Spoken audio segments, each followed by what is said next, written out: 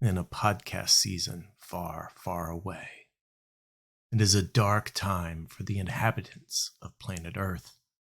A novel virus has caused a global pandemic. A year in, many are adjusting to a new normal that includes working from home when possible. The social isolation has resulted in an explosion of media, including niche podcasts. Relentlessly pursued by one of these aspiring rebel podcasters, the renowned CX expert Brian Dunphy has acquiesced an invitation to appear as a guest. Little does Brian know that this interview is actually a covert mission to uncover the secret plans of the Disney IVR. This week on Next in Queue, Brian and I revisit our episode from 2021 to learn how this native New Yorker ended up down under. The transformation of Postmates, his journey to Warby Parker, the transition from insourcing to outsourcing, lessons from launching Disney support operations, and advice for customer support in any galaxy and any time. Let's get to it.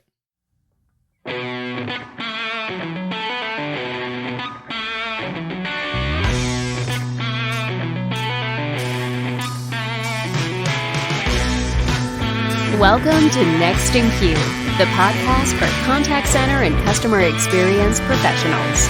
Next in Queue is brought to you by Happy2, your service team's personal coach, giving them the process, resources, and insights to deliver the perfect customer experience over the phone. Learn more at happitu.com. Now here's your host, Rob Dwyer. Thanks everyone for joining another episode of Next in Queue. My name is Rob Dwyer, and joining me today, the Vice President of Customer Experience for Warby Parker, Brian Dunphy. How are you, Brian? I'm great. Excited to be here. Thank you so much for joining. So let's just get started with, where are you from? Are you from the Florida area?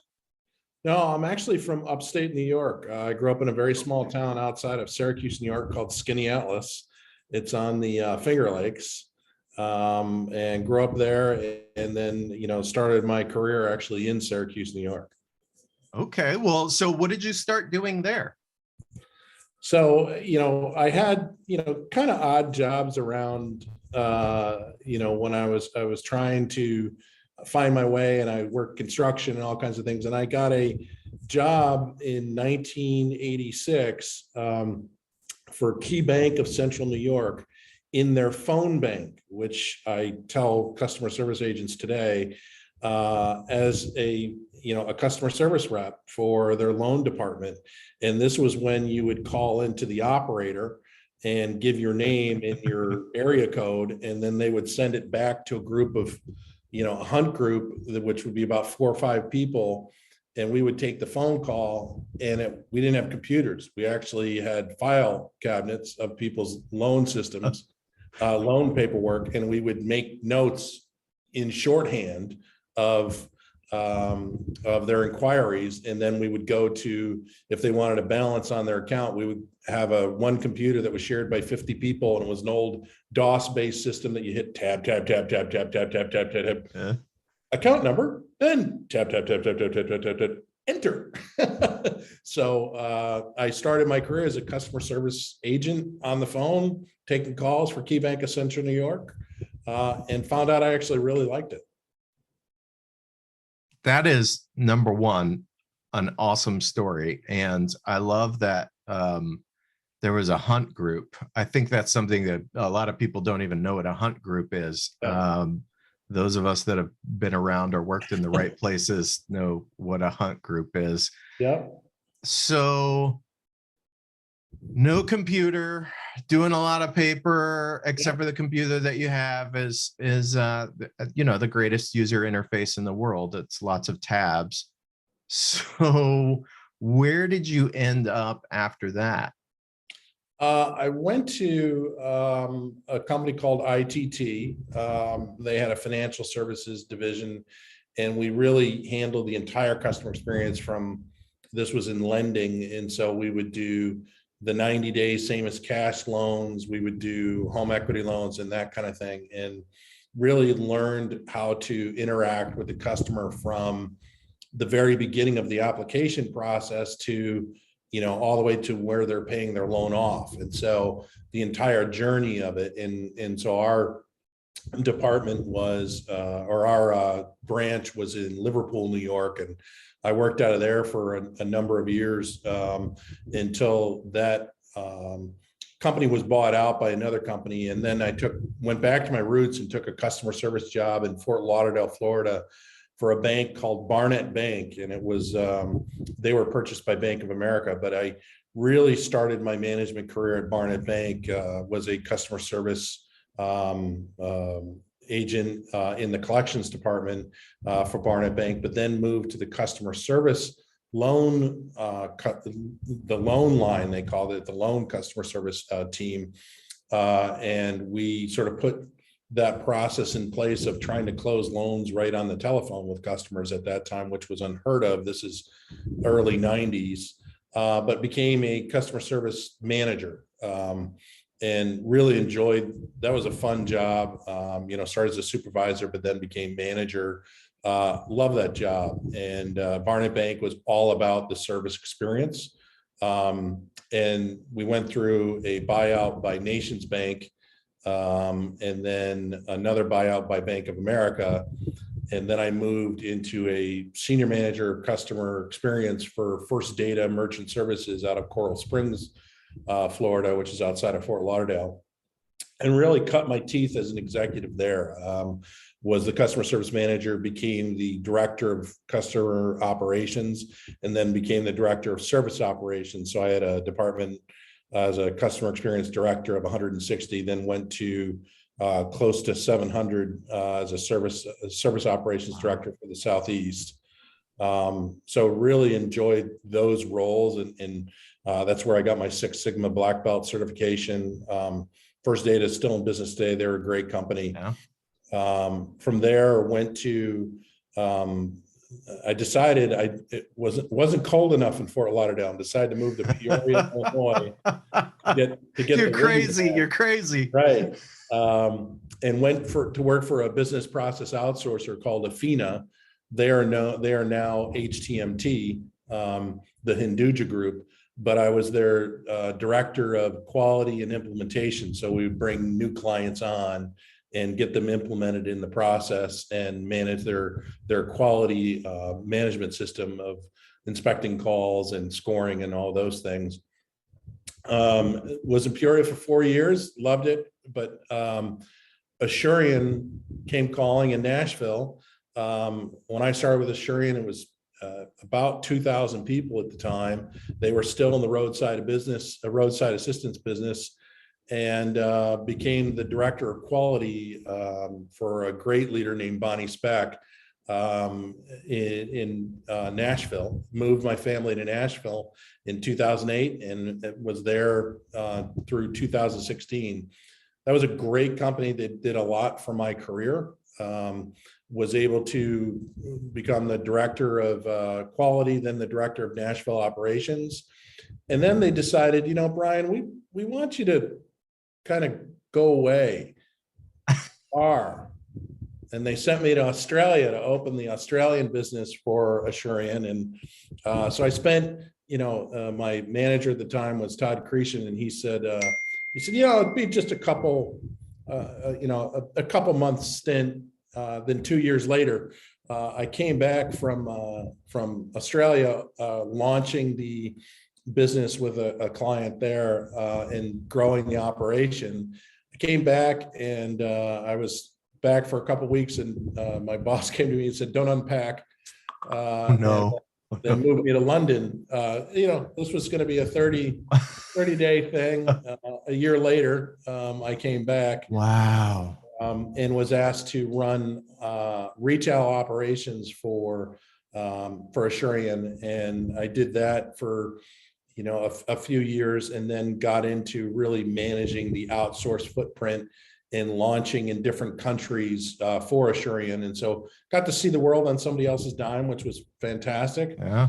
But then, I was, again, traveling all over the world, and the travel started to become more and more difficult. And Assurian, still a great company, but it was going in a different direction than I wanted to go. And Postmates came calling, and Postmates was launching in Nashville. They were a new company at the time. I think we had 24 people in Postmates in customer experience.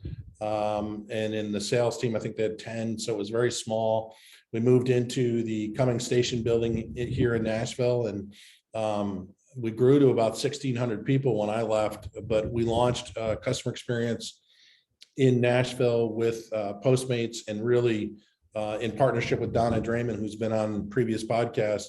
Yeah. We really changed that overall experience. We had a poor rating in the Better Business Bureau of an F, and we were able to turn that around to an A+ within 6 months, and doubled down on the customer experience. I stayed at Postmates for a couple of years. It was a great experience, starting from scratch and launching, a company potentially going IPO at the time. That was just a great experience. Learned a lot about myself. Learned about working with millennials, which was, it's like working with my kids, right? And it was life-changing for me, and I really enjoyed it. From there, was asked to come and launch Disney Plus operations. So I started with Disney and went through the launch of Disney Plus, which I will never, ever, ever forget. It was fantastic. It was, I had a full head of hair when I started, but launched Disney Plus operations from, hey, we didn't even have our CRM. We had no processes, to launching in November with a full-blown system. And it was state of the art. The Disney magic was, how do you transfer the Disney magic that you see in the parks to the Disney online experience? And so that was a big challenge for us. And I thought we did a really good job. We went from 0 customers to 60 million in 24 hours. And it was a great experience. And then, COVID happened, obviously, and Hulu and Disney combined. And so they already had a big streaming services team on Hulu. And so they had, as everybody knows, it's publicly known, that they had the big cutbacks in 2020 with Disney, and was able to secure a job with a startup called Pvolve in New York. And it was kind of a bridge job. They were a very small company. I think I had 3 people in my department. Going from 7,000 to 3 was fun. But then, I was with them, helped them sort of get their customer service off their feet. It's a great product. It really is a big believer in women's health. It's very geared towards women's health. And there's some dynamic people like Julie Cartwright. She's fantastic. She was the president of the company, and just really take it in a great direction from a women's health perspective. But then Warby Parker recruited me and said, we have this vice president position of customer experience. And I started interviewing and really learned a lot about what Warby was doing to be sort of dynamic in the eyewear space. Didn't have any experience in eyewear, but had lots of experience in customer experience. And so here I am, and I'm loving it. It's the first time in a long time I really wake up excited to come to work, because their core values are very much in line with my own core values. Yeah, it's quite the journey that you've had. It's a lot to unpack there. Yeah, I want to back up a little bit. So obviously you started very much in banking, financial services, all kind of insourced, and then you moved to a BPO, an outsourcer. Yep. What was that transition like for you? I mean, what did you learn in that was different from insourcing? Learned a tremendous amount about how do you, again, the BPOs are for profit. where on the flip side, when you're in-house, you're a cost model. And so how do you flip that mindset of saving costs to generating revenue? And so, getting as efficient as possible, and representing another brand that's not a product that I work for. And so at the end of the day, regardless of how much technology out there, we're still a person-to-person business. And so the relationships as a BPO outsourcer and be able to provide insight into the customer experience that they may not have in-house was an invaluable skill to develop, because then when I switched back to the insource, I took all the things I learned from that experience to use it from an in-house. And this is the business intelligence we need. I think the BPO outsourcers, a lot of them do a very good job to understand the entire customer experience, because they're trying to add value to their job, to the service they provide. Because at the end of the day, customer experience is cost. It's all cost. And so you want to be able to add value. You want to be able to create stickiness. And so having that business intelligence arm as a BPO outsourcer, having the vision into the quality experience, recommending changes. We had an agent that actually worked with a faucet company and developed their manual, because of all the customer inquiries we were getting. They sat down and helped write the manual, and that manual is still in place today with that particular client, but that was written from an agent perspective. And so getting the ideas and really understanding the experts that are our agents, getting their ideas of how to best service the customer and what the problems were, and then taking that back in a very organized fashion to a client, that was invaluable. And so using that today, where my favorite thing to do in a customer service experience is to walk the floor and talk to our agents. Bar none, that's my favorite activity, because you learn so much, not only about your customer, but about the agents and their challenges, having focus groups and really opening it up to what they want to talk about versus what I'm trying to get as an executive, finding out those little pieces. I learned all that and cut my teeth on that working in the BPO outsource world. Yeah, I mean, that's some great insight. And I absolutely agree that there are a lot of companies that ignore the inside of the people that are interacting with the customers the most, which are typically your frontline agents, right? Yeah. They have so much knowledge and understanding of what's broken, what's working, what could take things to the next level. And sometimes the things that are impacting customer experience are agent hindrances that we can easily fix. Maybe a technology issue. It might just be, they're working on one screen. They need two screens. Like there are all kinds of things that's we can fix. Exactly it. It's breaking it down to, the most granular level. I think that's why Asurion, when I started there in 2008 and really my entire career, what was so fun about it is all of us worked in the BPO industry. And so, the senior leadership, and we took a lot of things that we learned from that. And one of the things we did create at one point is called a panel of experts. And we took a group of agents, and they would work with the technology teams and the art marketing teams. And they would sit down like you would see a webcast today with people sitting down with a microphone in their hand. And instead of the agents being the audience, they were actually in the hot seat, and the developers were doing that. When we actually took that to another level of Postmates, where we learned that experience was really great for our technology teams, we moved about 10 agents from Nashville and had them take calls for a week and a half in San Francisco with our developers sitting behind them. Yeah. And what was the biggest issue? And so, when you talk about food delivery, everybody's going to talk about, I got screwed at the drive-through. Well, it's the same thing with food delivery, where it's missing items, or, the item gets dropped off. And so if you think about it from at this time, this was early on in the food delivery, that's where we came up with the proactive service of reaching out to the driver if we saw the driver was taking too long at a restaurant, did they need help? And then proactively reaching out to the customer to say, hey, the food's taking a little bit longer, this is happening, that kind of thing. And that was based on feedback from the advisors of what happens the most from a call perspective coming in.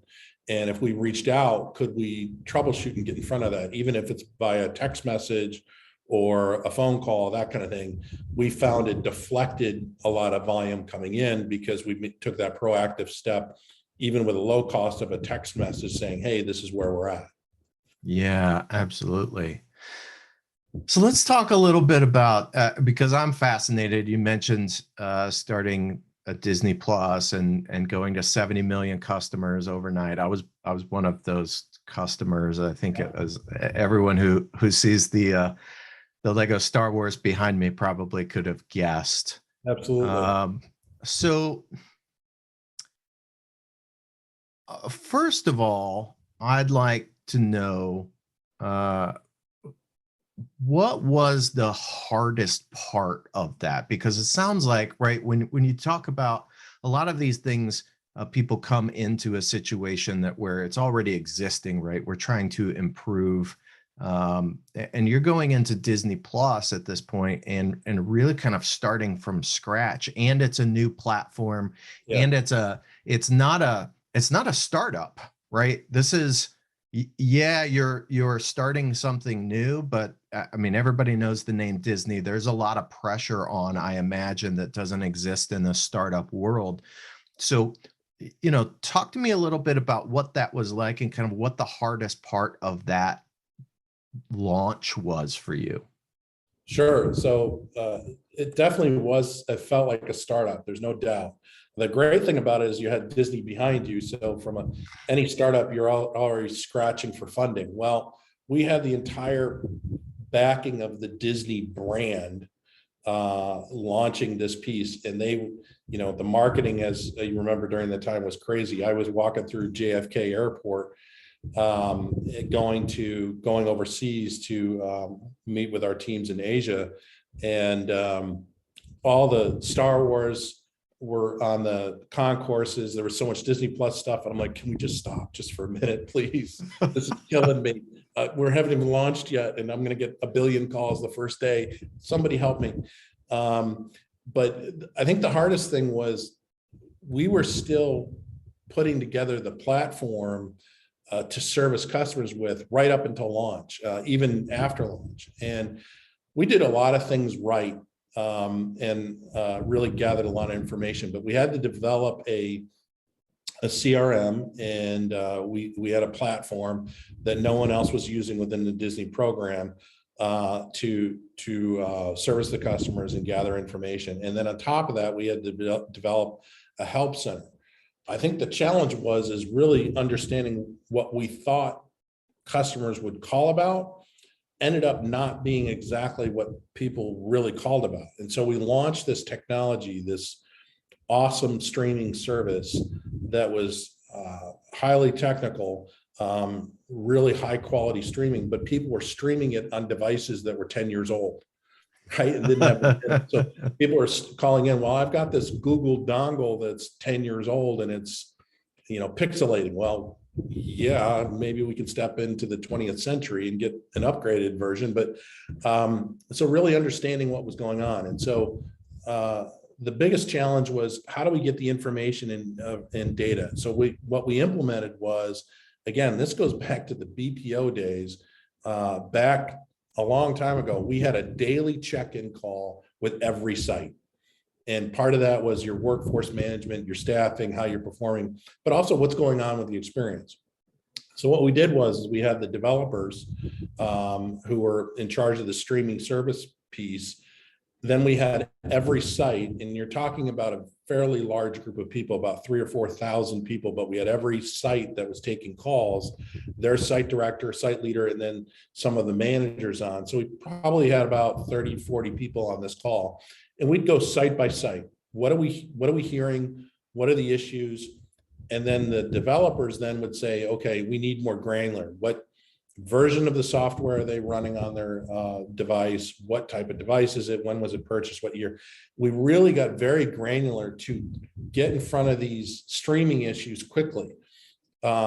What we had thought was going to be a lot about customer service and that kind of piece, and we, quite frankly, understaffed for it. There was sort of a thought process on this, the technology will work seamlessly.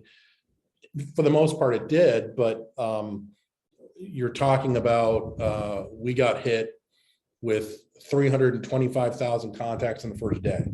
And so, Wow. yeah, and it was crazy. We had long wait times and that kind of thing, but we were able to get through it, and we were able to make the data very actionable by having that daily check-in call with the developers and the call centers, and really attack the customer issues right up top. And I thought Disney supported us and really did a nice job of helping us align that.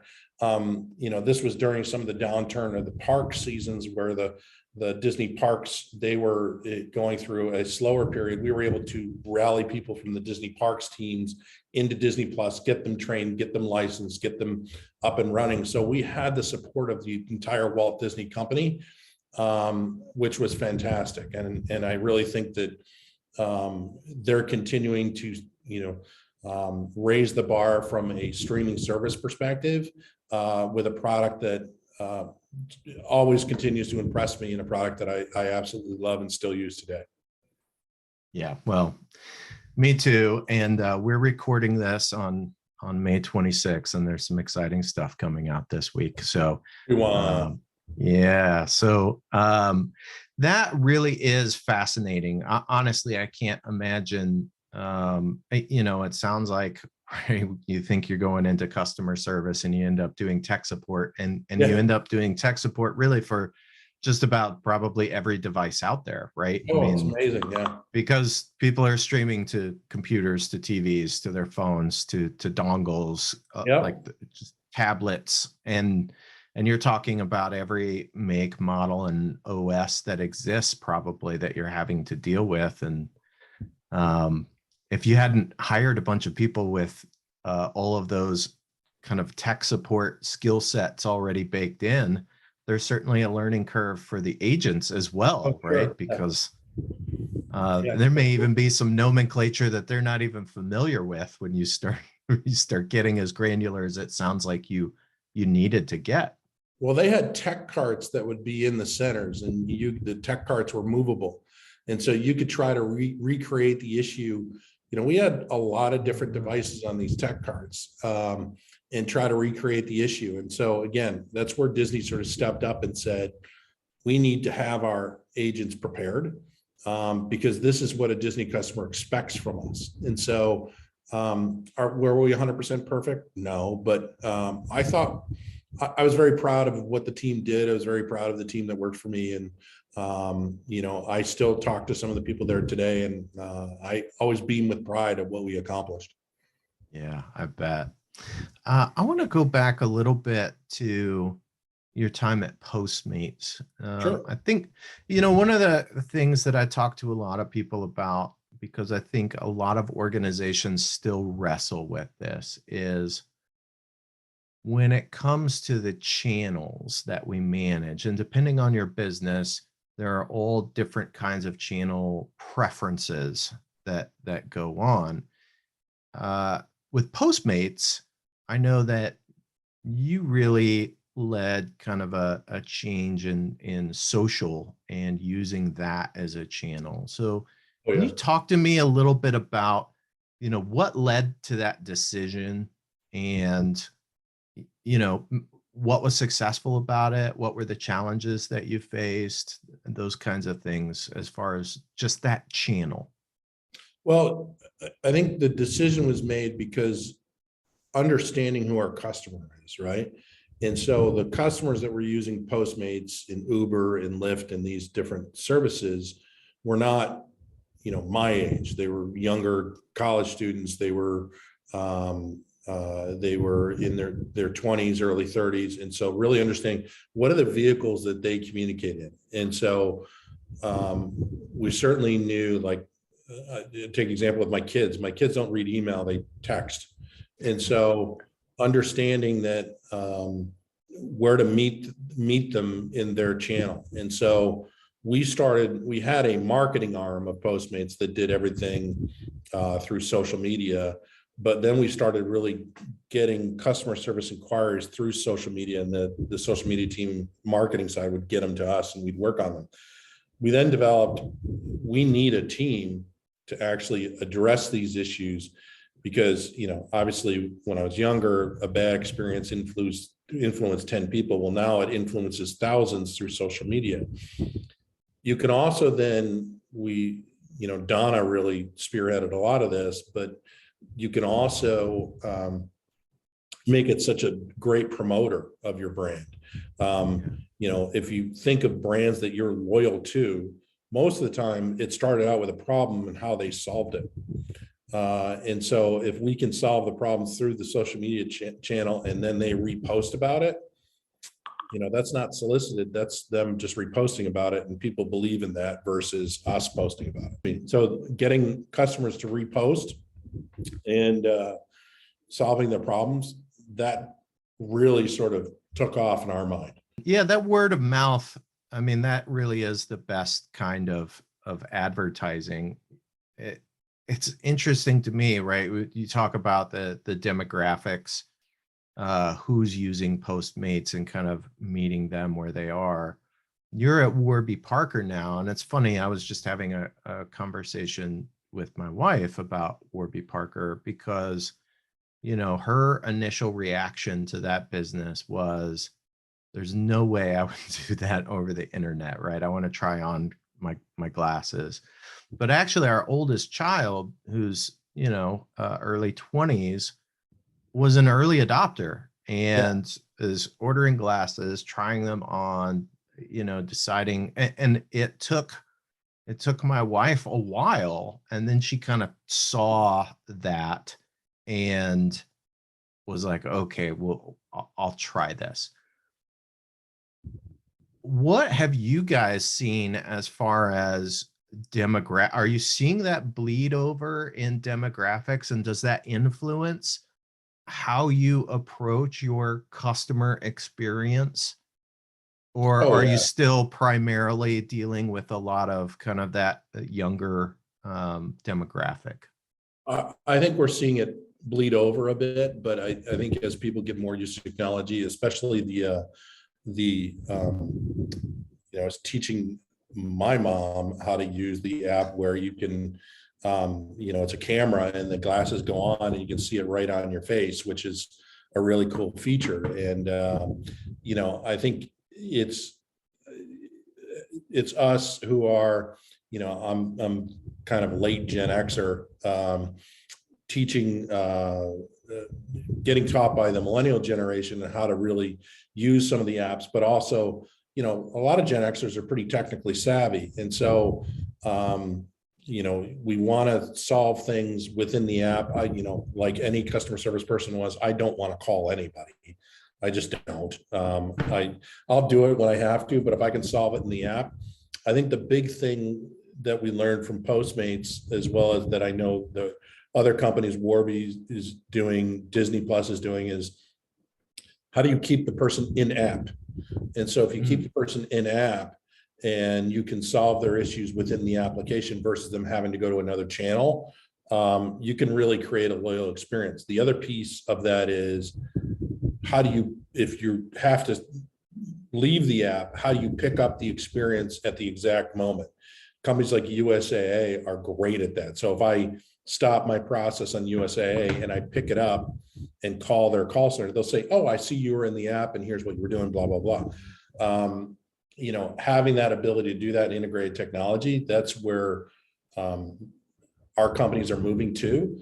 Some companies are ahead of us, but really understanding where can we meet the customer. The other piece is, I think where Warby really sort of gets it is we're about the customer experience. I mean, we answer customer questions. We have the retail presence. We have the CX presence. We don't put people through a long IVR. Actually, we don't even have an IVR in some of our lines. We answer the phone, and that's a differentiated experience. And our company really believes in the person-to-person contact. Yeah.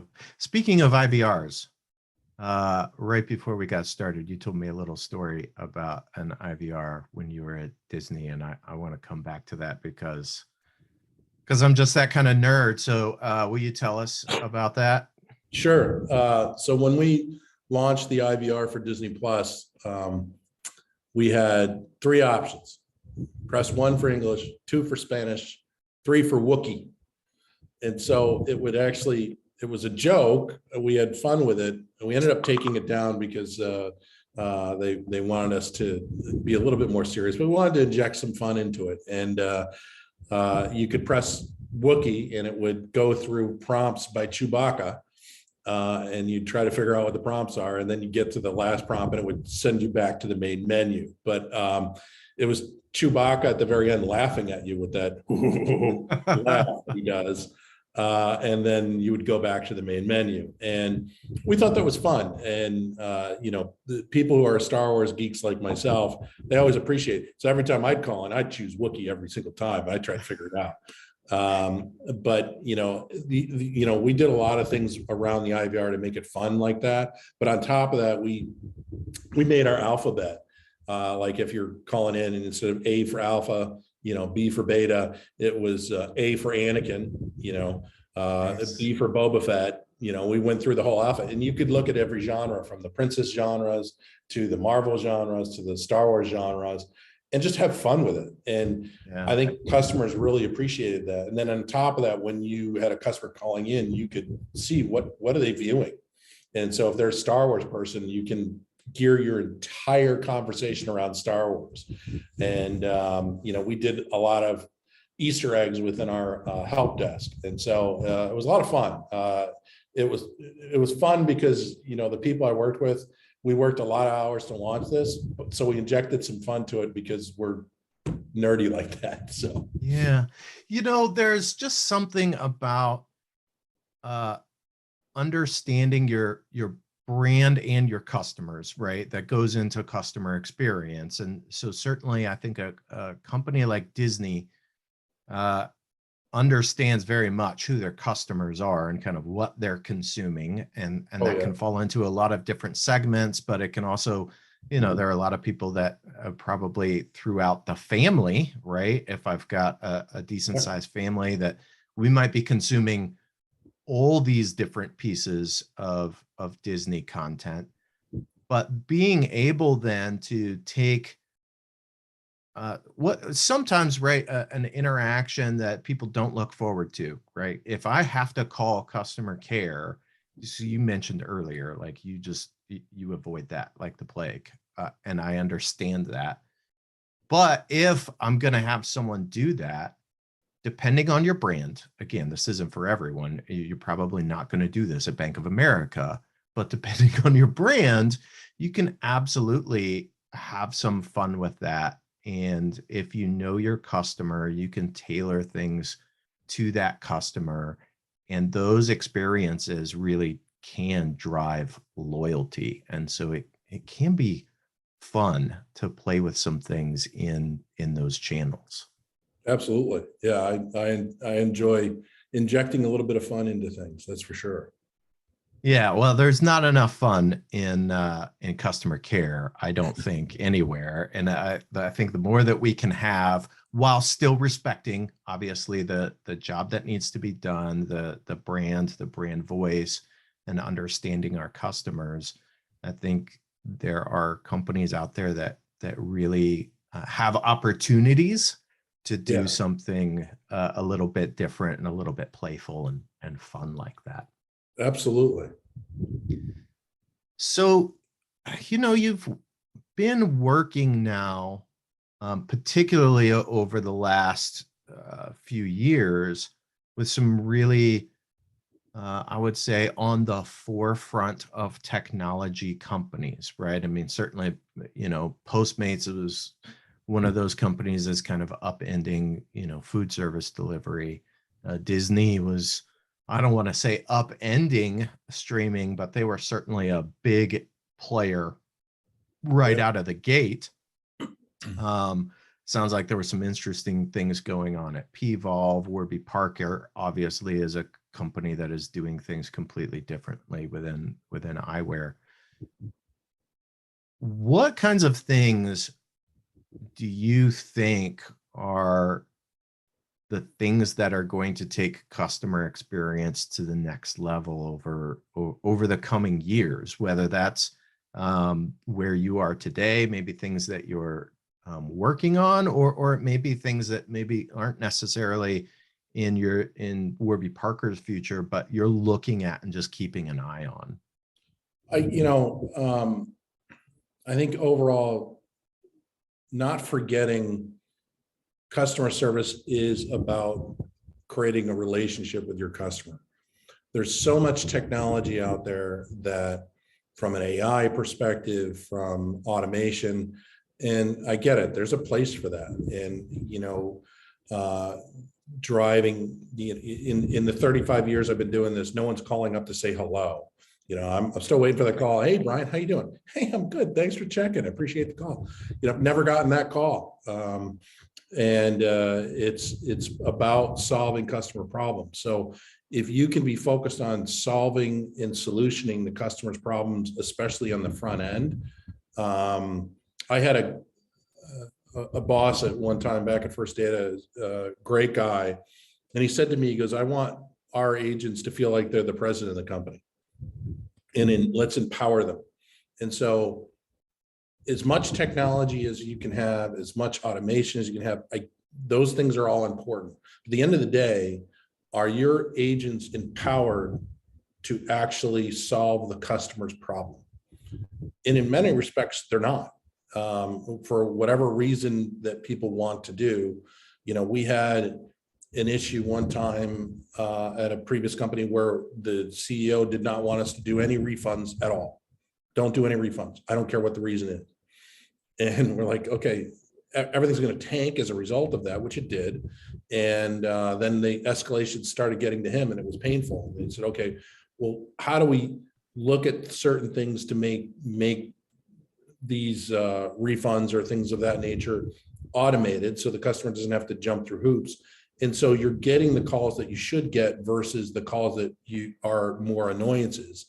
And are you developing the relationship and solving the issue and creating loyalty through customer interaction versus having them hit a bot or hit a person or jump through 50 menu options in the IVR? Those things are all important. But I think too many executives get caught up in how do I deflect versus how do I empower? And so deflection is critical because, again, we're a cost model, but empowering your agents to create the experience is going to create loyalty and create longevity, not only from your customer, but also the agents. Most customers, in fact, all customer service agents want to come in and they want to help the customer. Agents get frustrated and we have lower scores from an employee satisfaction based on when they can't help the customer. And so I think having that empowerment and that ability to solve customer issues at the agent level, that's all a customer's looking for, and that's all an agent's looking for. And quite frankly, some companies just don't get it. No bot has ever gotten a kudos call. No. It's never happened. It hasn't. And you're so right. I mean, I feel like there are a lot of companies that number one, so they focus on deflection because they see everything as a cost. But what they aren't considering is how many customers might I be losing because I'm deflecting them instead of creating an experience with them. And there's always a possibility, depending on your business, of generating revenue within customer service. Like, absolutely. There are upsell opportunities, there are cross-sell opportunities, potentially, depending on, what your business is. It's not always a cost. Sometimes it can be revenue as well. But that experience No one ever gets off the phone or gets off an interaction with a bot and goes, man, that was great. Right. They might have solved their problem and they're satisfied, but that's the difference between, I can go eat a peanut butter and jelly sandwich and be satisfied. That's not the same as having a really amazing, memorable meal. Right. Where at the end of it, I'm like, whew, that was amazing.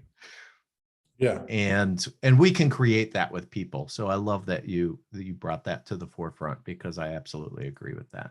I think the meal analogy is great, because if you think of the memorable meals that you've had, most of them not necessarily were all around the food. It was who you were with, and that made it memorable. Yeah, the food, I'm sure, is fantastic. And, hey, I'm a big pasta guy, love pasta. I can go, but I can have a great, fulfilling, memorable meal by myself with great pasta, but I would rather have it with a group of people that I want to spend time with. And so, having that memorable interaction is in fact an interaction. You don't have an interaction with a bot. You have a transaction with a bot. Oh, yeah. 100%. Well, I think we've encouraged a lot of people to rethink their how they're going about deflection. If we haven't done that, I don't know what else we can do. They weren't listening. These are not the droids you're looking for. These are not the droids you're looking for. Brian, I could talk to you all day about really geeky things, and I'm sure you could do the same, but I think 3/4 of the audience might just say, I could watch Disney Plus. You guys aren't good actors, and you're both bald, and I'm over it. So that's right. So welcome. I'm glad to have another bald beard guy on the show. That is, I think you're like number 3 or 4. It's like, I need to keep account. I feel like it's not a requirement, but I always need to recognize, because, game knows game. So that's thanks for joining. That's right. No problem. Thanks for having me.